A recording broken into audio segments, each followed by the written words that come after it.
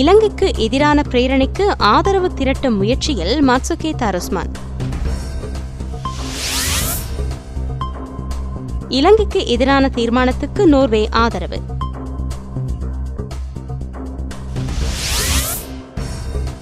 LLRC பரிந்துரைகள் அமல்படுத்தப்பட வேண்டும் என்கிறது ஜப்பான். அரசாங்கம் ஜனநாயகத்தை நிலைநாட்ட தவறியுள்ளது என்கிறார் பாக்கியசோதி சரவணமுத்து.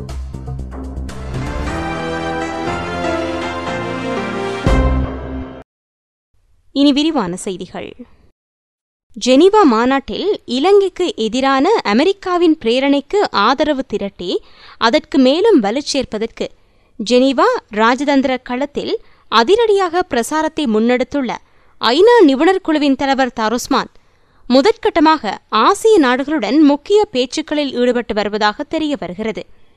மாட்சுகே தாருஸ்மானின் இந்த அதிரடியான நடவடிக்கையால் இலங்கைக்கு ஏற்கனவே ஆதரவை தெரிவித்துள்ள ஆசிய நாடுகள் தமது முடிவை மீள் பரிசீலனை செய்யக்கூடிய நிலை ஏற்படலாம் என்று ராஜதந்திர மட்ட தகவல்கள் கூறுகின்றன. ஐநா மனித உரிமை பேரவையில் இலங்கை விவகாரம் தொடர்பான பிரேரணை வரும் 22 அல்லது 23 திகதிகளில் வாக்கெடுப்புக்கு விடப்படவுள்ளது. இந்நிலையில் தாருஸ்மான் முன்னெடுத்துள்ள இந்த ராஜதந்திர நடவடிக்கையானது ஜெனீவாவில் உள்ள இலங்கை ராஜதந்திரிகளை ஆத்திரமடையச் செய்துள்ளது. ஜெனீவா விரைந்த கையோடு பிலிப்பைன்ஸ், மலேசியா, தாய்லாந்து ஆகிய ஆசிய நாடுகளின் முக்கியஸ்தர்களுடன் பேச்சுக்களை முன்னெடுத்த தாருஸ்மான் இலங்கைக்கு எதிரான பிரேரணை, இலங்கை இறுதி யுத்தத்தின் போது இடம்பெற்ற சம்பவங்கள் உட்பட முக்கியமான சில விடயங்கள் தொடர்பில் கலந்துரையாடியுள்ளார். அத்துடன் இலங்கைக்கு எதிரான பிரேரணையை ஆதரிக்குமாறு அந்நாடுகளின் பிரதிநிதிகளிடம் கோரியுள்ள தாருஸ்மான் அதற்கான காரணங்களையும் உரிய முறையில் தெளிவுபடுத்தியுள்ளார். இந்த நாடுகளின் பிரதிநிதிகளுடனான சந்திப்பை அடுத்து மனித உரிமைகள் பேரவையில் அங்கம் வகிக்கும் ஏனைய நாட்டு பிரமுகர்களுடன் பேச்சுக்களை ஆரம்பித்துள்ளார் என்று ஜெனீவா தகவல்கள் கூறுகின்றன. இலங்கையில் இறுதிக்கட்ட யுத்தத்தின் போது இடம்பெற்ற அனைத்து சம்பவங்களின் உண்மைத்தன்மை, ஐநா அறிக்கைக்கும் இலங்கை அரசின் நல்லிணக்க ஆணைக்குழுவின் அறிக்கைக்கும் இடையிலான வேறுபாடு, நம்பகத்தன்மை உட்பட்ட முக்கியமான சில விடயங்களை எடுத்துக் கூறி அமெரிக்காவின் பிரேரணைக்கு அவர் ஆதரவை திரட்டி வருகின்றார் என்று கூறப்படுகிறது. ஐக்கிய நாடுகள் மனித உரிமை பேரவை அமர்வுகளில் நிறைவேற்ற உத்தேசிக்கப்பட்டுள்ள இலங்கைக்கு எதிரான தீர்மானத்துக்கு நோர்வே ஆதரவளிக்க தீர்மானித்துள்ளது. சர்வதேச மனிதாபிமான சட்டங்கள் மீறப்பட்டுள்ளதாக சுமத்தப்படும் சகல குற்றச்சாட்டுகள் தொடர்பிலும் இலங்கை பதிலளிக்க வேண்டுமென்றும் நல்லிணக்க ஆணைக்குழு அறிக்கையை முழுமையாக அமுல்படுத்த வேண்டுமென்றும் நோர்வே தெரிவித்துள்ளது. எகிப்து, சவுதி அரேபியா, பஹ்ரைன் ஆகியவற்றின் மனித உரிமை நிலைமை குறித்தும் நோர்வே அதிருப்தி வெளியிட்டுள்ளது.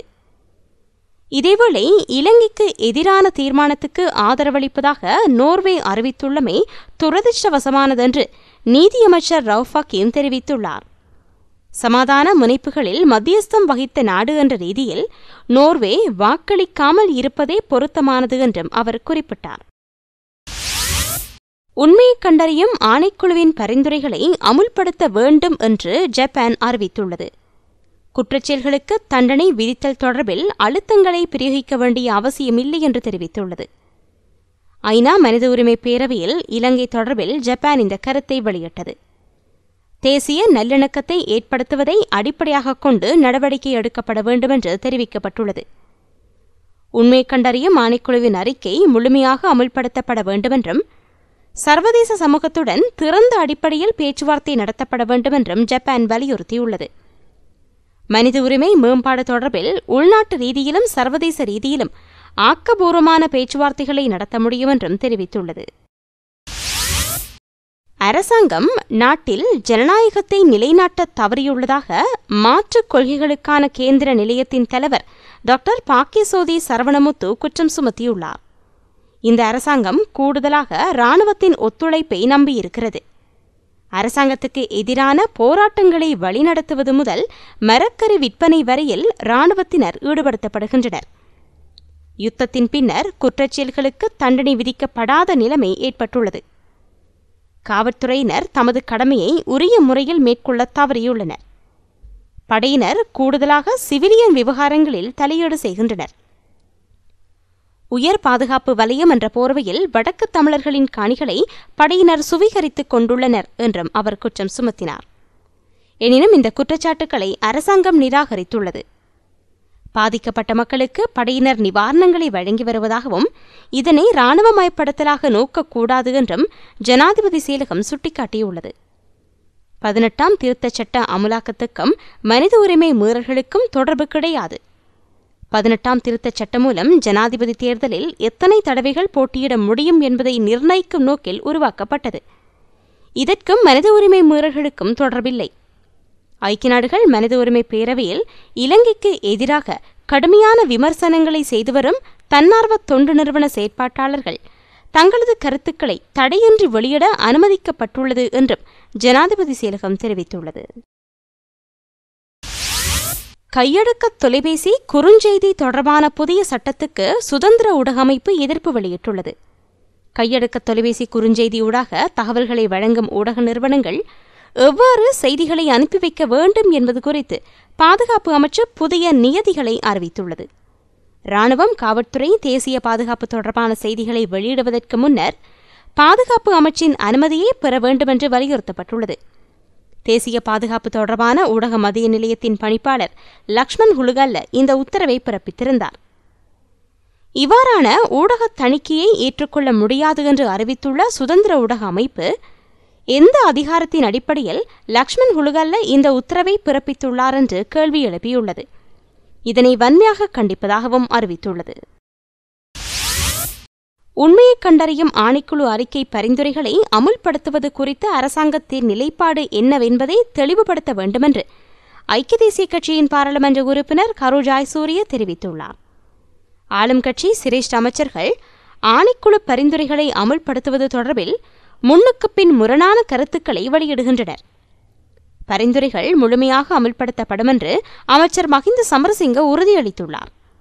எனினும் பரிந்துரைகளை அமுல்படுத்துவதாக உறுதியளிக்கவில்லை என்று அமைச்சர் நிமால் சிறிபாரடி சில்வா கூறுகின்றார் என்று கரு ஜாய்சூரிய சுட்டிக்காட்டினார். ஆணைக்குழு அறிக்கை தொடர்பில் அரசாங்கத்தின் உத்தியோகபூர்வ நிலைப்பாடு வெளிப்படுத்தப்பட வேண்டும். நாட்டில் சட்டம் ஒழுங்கு சீர்குலைந்துள்ளது என்றும் அவர் குற்றம் சுமத்தினார். ஜெனீவாவில் இலங்கைக்கு எதிரான பிரேரணை நிறைவேற்றப்படுமாயின் அதனை பாராளுமன்றத்தினூடாகவே உள்நாட்டில் அமுல்படுத்த வேண்டும். அரசாங்கம் அந்த பொறுப்பை தனியாக நடைமுறைப்படுத்த முற்பட்டால் நாட்டுக்கு அது பேராபத்தையே ஏற்படுத்தும் என்று ஐக்கிய தேசிய கட்சியின் செயலாளர் திசா அத்தநாயக்க தெரிவித்துள்ளார். நல்லிணக்க ஆணைக்குழுவின் பரிந்துரைகள் ஜனாதிபதி மஹிந்த ராஜபக்ஷ அரசாங்கத்தின் தேசியத்துவம் நிறைந்த ஒரு விடயமாகும். இதனை முழு அளவில் நிறைவேற்றுவதாக அரசாங்கம் ஜெனீவாவில் உறுதிமொழி அளித்துள்ளது. எனவே அரசியல் சுய நலனுக்காக ஜெனீவா விடயம் தொடர்பிலான போலி தகவல்களை அரசாங்கம் உள்நாட்டில் பரப்பக்கூடாது என்று அவர் சுட்டிக்காட்டினார். எதிர்க்கட்சித் தலைவர் அலுவலகத்தில் நேற்று நடைபெற்ற விசேட செய்தியாளர் மாநாட்டின் போதே திசா அத்தநாயக்க இவ்வாறு கூறினார். ஜெனீவாவில் நடைபெறும் ஐநா மனித உரிமை பேரவை கூட்டத்தொடர் பற்றி அரசாங்கம் போலியான தகவல்களையே மக்களிடையே பரப்பி வருகிறது. நல்லிணக்க ஆணைக்குழு பரிந்துரைகளை உள்நாட்டில் அமுல்படுத்துவதாக அமைச்சர் மஹிந்த சமரசிங்க ஊடாக ஜெனீவாவுக்கு அரசாங்கம் வாக்குறுதி அளித்துள்ளது. எனவே போலி பிரசாரங்களை நாட்டுக்குள் பரப்பக்கூடாது. எவ்வாறாயினும் அமெரிக்கா இலங்கைக்கு எதிராக முன்வைத்துள்ள பிரேரணையில் நல்லிணக்க ஆணைக்குழு பரிந்துரைகள் தொடர்பிலேயே வலியுறுத்தப்பட்டுள்ளது. எனவே இந்த பரிந்துரைகளை நாட்டுக்குள் அமுல்படுத்துவது என்பது தேச துரோகமான விடயமாகவோ மேற்குலக நாடுகளின் சதியாகவோ கருத முடியாது. ஏனெனில் கற்றுக்கொண்ட பாடங்கள் நல்லிணக்கத்துக்கான ஆணைக்குழுவை அரசாங்கமே ஸ்தாபித்தது. இந்த குழுவின் அறிக்கையை அரசாங்கத்தின் அறிக்கையாகவே கருத முடியும். அரசாங்கத்தின் பரிந்துரைகளை உள்நாட்டில் அமுல்படுத்த வேறொரு நாடு பிரேரணையை சமர்ப்பித்துள்ளமை கவலை அளிக்கிறது. என்றாலும் அரசாங்கம் மீது முழு அளவில் நம்பிக்கை வைக்க முடியாது. ஜெனீவாவில் இலங்கைக்கு எதிரான பிரேரணை நிறைவேற்றப்படுமாயின் அதனை பாராளுமன்றத்தினூடாகவே உள்நாட்டில் அமுல்படுத்த வேண்டும். அரசாங்கம் அந்த பொறுப்பை தனியாக நடைமுறைப்படுத்த முற்பட்டால் அது பேராபத்தை ஏற்படுத்தும் என்றும் அத்தநாயக்க கூறினார். நல்லிணக்க ஆணைக்குழு பரிந்துரைகளை நடைமுறைப்படுத்துவதில் ஐநா மனித உரிமை பேரவையின் ஆலோசனையை பெறுமாறும் அதன் 22வது கூட்டத்தொடரில் அமுல்படுத்தல் குறித்த அறிக்கையை சமர்ப்பிக்குமாறும் நாடு ஒன்றுக்கு எவ்வாறு அழுத்தம் பிரயோகிக்கப்படலாம் என்று வெளிவிவகார அமைச்சர் பேராசிரியர் ஜிஎல் பீரிஸ் கேள்வி எழுப்பியுள்ளார். பொறுப்புக்கூறல் தன்மை தொடர்பில் நல்லிணக்க ஆணைக்குழுவின் அறிக்கையில் குறிப்பிடப்படவில்லை என்று விமர்சிக்கப்பட்டுள்ளது. ஆனால் அறிக்கையில் பொறுப்புக்கூறல் விடயங்கள் உள்ளடக்கப்பட்டுள்ளன என்றும் அவர் கூறினார். நல்லிணக்க செயற்பாட்டில் கல்வியின் பங்களிப்பு என்ற துணிப்பொருளில் சர்வதேச கட்சிகளுக்கான லக்ஷ்மர் கதிர்காம நிலையத்தில் நேற்று நடைபெற்ற கருத்தரங்கில் கலந்து கொண்டு உரையாற்றும் போதே அமைச்சர் இவ்வாறு கூறினார். நாட்டில் தேசிய நல்லிணக்க செயற்பாடுகள் இடம்பெற்று வருகின்றன. அதாவது சர்வதேச மட்டத்தில் பல்வேறு விவகாரங்கள் இடம்பெற்றுக் கொண்டிருக்கின்ற நிலையில் இது பற்றி ஆராய்கின்றோம். குறிப்பாக ஒரு நாட்டின் செயற்பாடு எவ்வாறு அமைய வேண்டுமென்று ஐக்கிய நாடுகள் சபையின் சாசனத்தில் குறிப்பிடப்பட்டுள்ளது. அதன்படி செயற்பட வேண்டும். இலங்கையானது கடந்த காலங்களில் கடுமையான வேதனையான காலப்பகுதியை கடந்து வந்தது. தற்போதைய நிலையில் மோதல்கள் முடிவுற்று பொருளாதார ரீதியில் நாடு பலமடைந்து வருகிறது. இந்நிலையில் யுத்தத்தின் பின்னரான தற்போதைய சூழ்நிலைக்கு தேசிய செயற்பாட்டு வேலை திட்டமே எமக்கு அவசியமாகிறது. உள்நாட்டு தீர்வுகளே ஊக்குவிக்கப்பட வேண்டியுள்ளது. ஒரு நாட்டின் உள் விவகாரங்களில் தலையிடுவதற்கான ஏற்பாடுகளை நாம் பார்க்க வேண்டும். அதாவது தேவையான நடவடிக்கைகள் உள்நாட்டு ரீதியில் உரிய முறையில் முன்னெடுக்கப்படாவிட்டால் சர்வதேச தலையீடு குறித்து ஆராயப்படலாம். எமது விடயத்தில் அவ்வாறு சர்வதேசத்தின் தலையீடு அவசியமில்லை என்று பீரிஸ் கூறினார். இத்துடன் செய்திகள் நிறைவடைந்தன. விரிவான செய்திகளுக்கு globaltamilnews.net என இணையத்தை பார்வையிடவும். வணக்கம்.